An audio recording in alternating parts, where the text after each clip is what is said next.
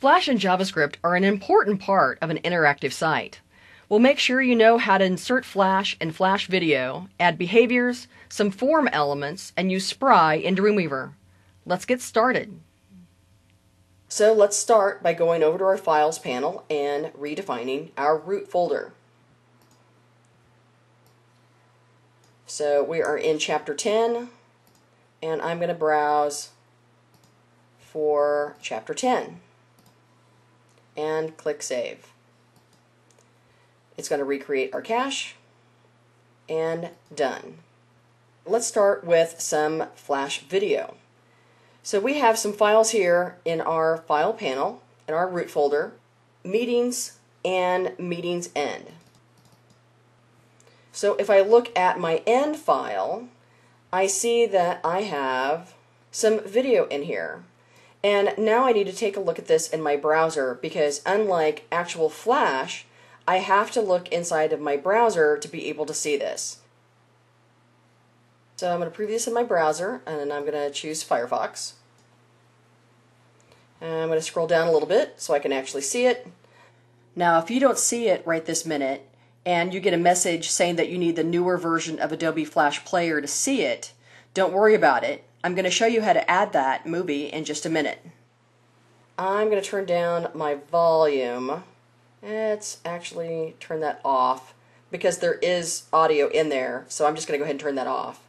And I can click play, and now I see my video.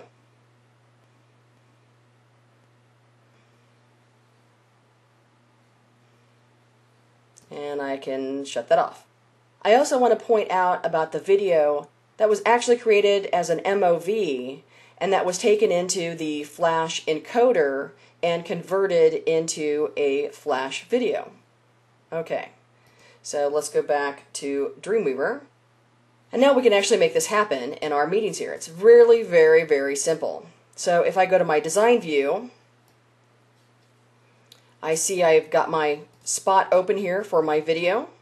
So I can get this video from multiple locations. So I could use my Assets panel and make sure that I'm on my Movies, and there is my movie. I could use my Insert panel or my Insert menu to be able to put this in my page. So I'm going to put my cursor in here, and instead of dragging this time, I have it selected over in my Assets, and I'm just going to click Insert. So that way, I don't have to browse for the URL. It already knows where it is. Now, I don't have a streaming video server. Wish I did, but I don't. So this is going to be a progressive download video.